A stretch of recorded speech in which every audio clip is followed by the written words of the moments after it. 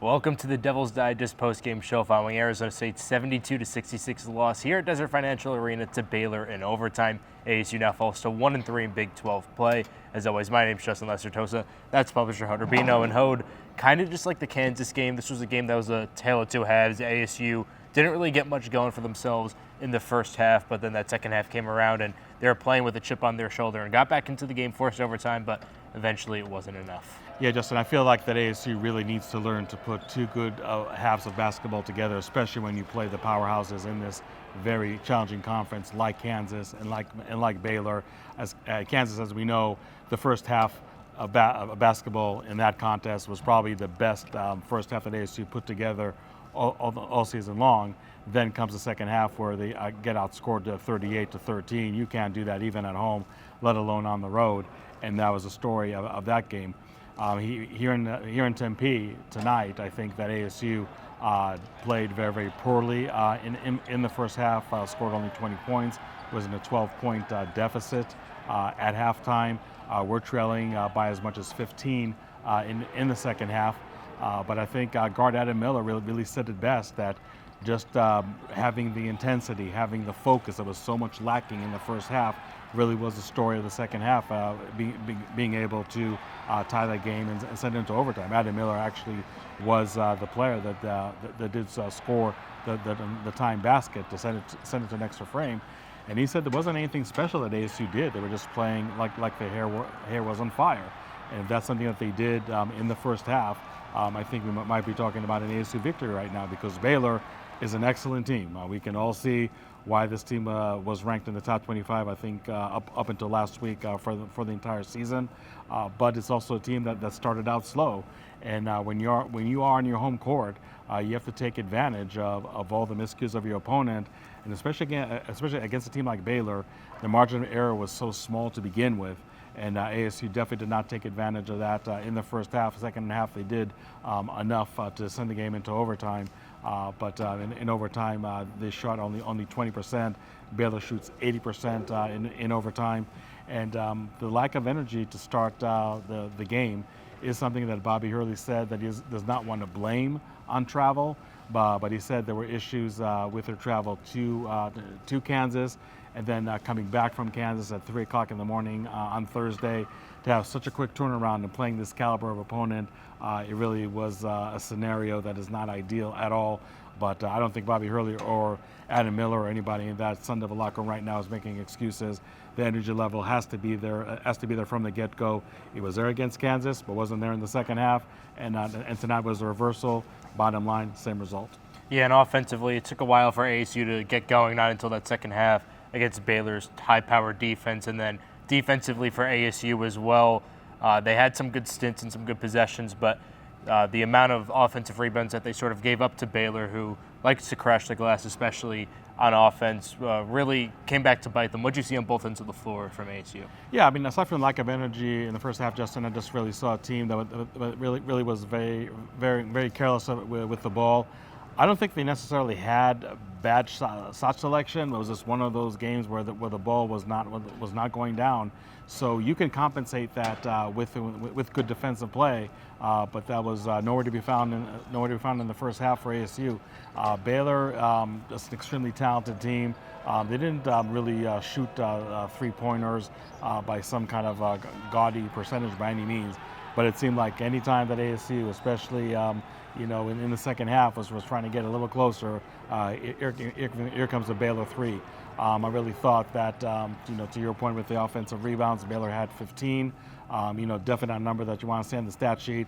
And again, that goes back to my earlier point, just really very little, if any, margin for error, because it seemed like every missed shot, and again, it was sometimes in crucial points of the game, there is Baylor to corral the rebound and score, and to just and really create more of a gap. But I think that ASU, was able to really intensify the level of defense.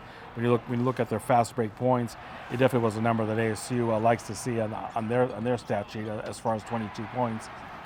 in the fast break, and we all know that this is a team that really almost lives and dies by their transition offense. So when the transition offense was working well for ASU in the second half, that really did help them. But Baylor's a team that if you put yourself in a 15-point deficit, maybe you can crawl and maybe send the game into overtime, but you have to follow that up in overtime. And as I mentioned earlier, ASU shooting only 2 of 10 in overtime. Baylor shooting 4 of 5 in overtime. I don't know if it's a matter of ASU just running out of gas at overtime, and that's really why they played so poorly again, almost reminiscent of how they played them in the first half. So it's just really just one of those games that shows just the lack of focus and the lack of energy is something that really hurts ASU a lot.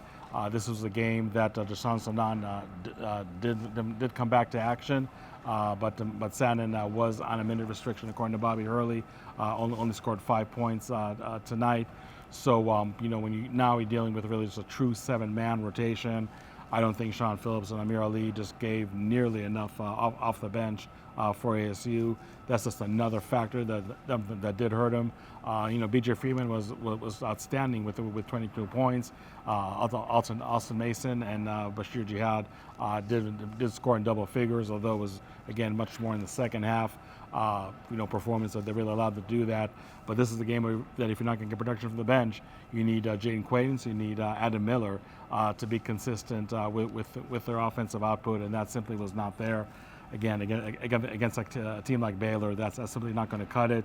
Even though this is not the first Big 12 loss for ASU, I felt that maybe this is the first game where it was the quote-unquote welcome to the Big 12 contest for ASU. Just showing that at home, again, a court where you played really, really well. You have to bring much more to the table when you play a team like Baylor. And tonight, that really was nowhere to be found. Valiant effort to really even tie the game and put it into overtime, but you have to follow that up with overtime. And again, that inconsistent up and down play that we saw tonight against Baylor, that we saw a couple nights ago against Kansas, that's not going to really be enough to really string some wins in the Big 12. Yeah, and after the game, Coach Hurley and Adam Miller said that this team needs to become more connective, sort of as a unit, and unfortunately that didn't happen tonight for the Sun Devils, but another chance to do so here at home on Tuesday against UCF. What do you expect to see out of ASU from that matchup, and how do you think they should adjust? Well, again, Adam Miller says that when they play with their hair on fire, good things happen. So that has to happen against UCF here on Tuesday night. UCF is a team that you look record-wise is very, very similar to ASU. I think they might be just a carbon copy, maybe having one win more. They lost in Tucson on Saturday night by 10 points. So they want to salvage something from this road trip. So maybe UCF, in comparison to Baylor, is a quote-unquote comfortable opponent to bounce back from, but it's definitely not going to be a cakewalk. And we talk so much before Big 12 play that this is going to be a so much more challenging league than the Pac-12 ever was for ASU. And right now, with 3 losses in the first 4 games, I think ASU is really feeling this. So I think UCF, compared to other opponents, yes, I would say it's a winnable game, and a game that if you want to bounce back from is definitely more doable than trying to do it against Baylor, even though you played at home. But I think that ASU maybe having that extra days now to regroup at home, don't have to worry about crazy travel schedule or anything like that. Maybe that's actually the recipe for a bounce back win. Deshaun Sanan being healthier and maybe being in less of a minute restriction, maybe that's also something that can really help on Tuesday. But I think this is definitely a time where ASU has to look itself in the mirror, really hard and really long, just to make sure that all the mistakes that we've seen against Baylor, against Kansas, and those are obviously great teams that can force you into a lot of mistakes, but all those mistakes that we saw, Justin, just cannot repeat themselves again against UCF. Again,